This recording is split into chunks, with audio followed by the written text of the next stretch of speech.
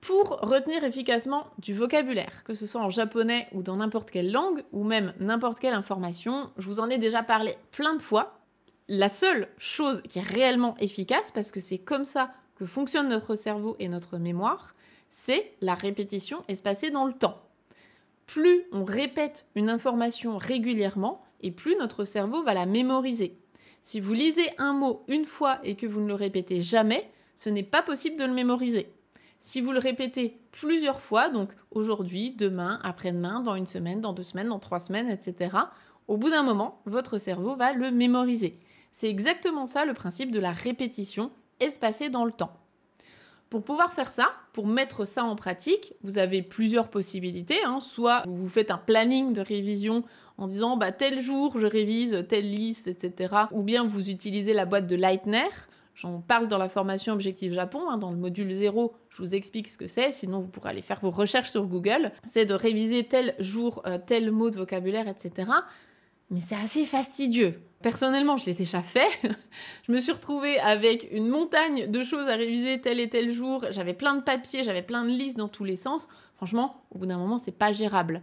C'est gérable quand vous devez apprendre 3 dates pour votre cours d'histoire. Quand vous voulez apprendre des centaines de mots en japonais, ça n'est pas gérable.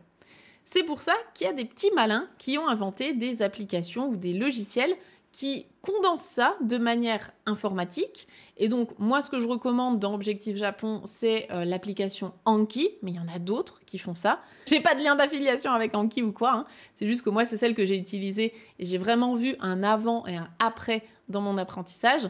Je suis passée de j'abandonne l'apprentissage des kanji et je survis à peine en vocabulaire à meilleure de ma classe en kanji, meilleure de ma classe en vocabulaire, alors que j'avais des Taïwanais dans ma classe.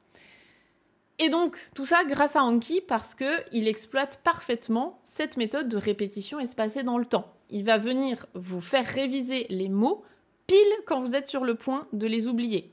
Donc honnêtement, on ne peut pas faire mieux que ça. Anki, c'est un coup de main à prendre.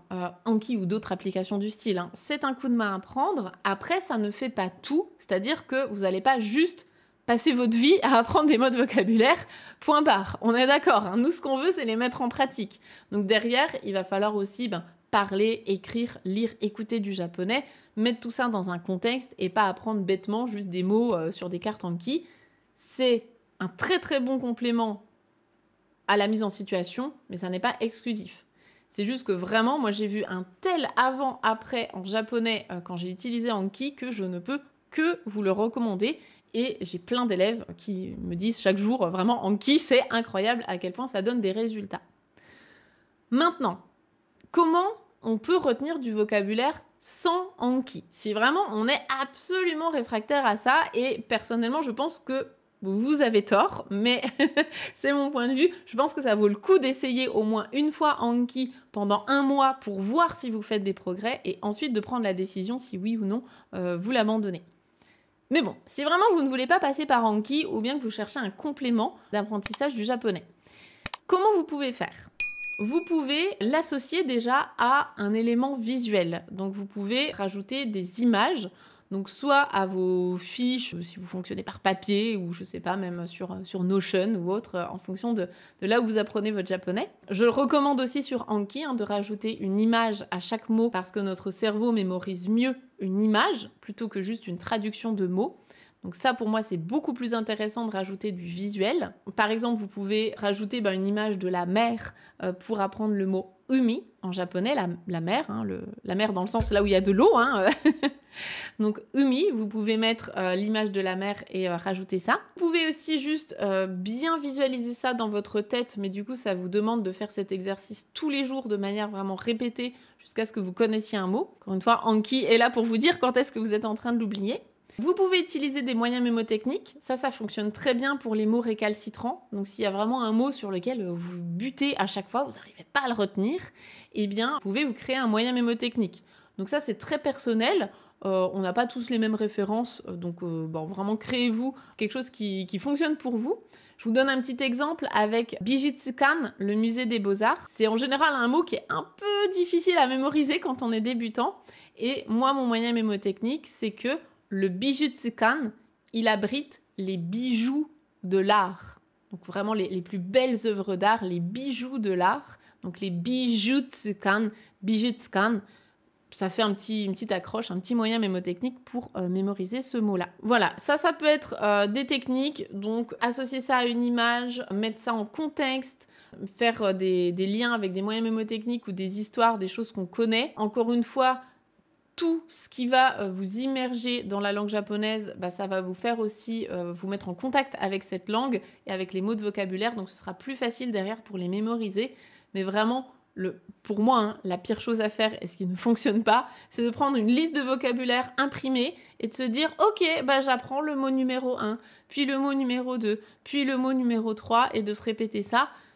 Ça fonctionne pour bachoter pour un examen, mais une semaine après, vous avez tout oublié. Nous, ce qu'on veut, c'est apprendre le japonais sur la durée, s'en souvenir dans plusieurs mois, plusieurs années pour construire ça. Donc ça va être répétition espacée dans le temps, mise en contexte, pratique au quotidien, et pour les mots les plus récalcitrants, les moyens mémotechniques. Les chansons aussi, je vous en parle souvent, mais écouter des chansons en japonais, ça permet de se sensibiliser à des mots de vocabulaire et derrière de les retenir plus facilement. Si vous avez d'autres astuces pour mémoriser du japonais efficacement, partagez-les. C'est toujours intéressant de voir justement quelles sont vos petites astuces, vos techniques. Qu'est-ce qui est efficace pour vous? Et puis surtout, je vous souhaite bon courage. Il faut que ça reste quelque chose de plaisant. On est là pour se faire plaisir en apprenant le japonais. Normalement, il n'y a personne qui vous met un couteau sous la gorge pour apprendre le japonais. C'est quelque chose que vous avez choisi. Donc associez ça à des choses qui vous font plaisir. Mettez ça en contexte avec des trucs qui vous font kiffer, que ce soit la musique, les films, les jeux vidéo, les mangas, les animés, etc. Prenez des mots de vocabulaire que vous allez retrouver là-dedans et faites-vous plaisir. Je pense aussi que c'est peut-être le conseil le plus important en fait là-dedans. Comment on retient efficacement quelque chose? Quand ça nous concerne, quand ça nous touche et quand ça nous fait kiffer. Je pense que c'est le plus important à retenir. Et bon courage! Ganbatte kudasai!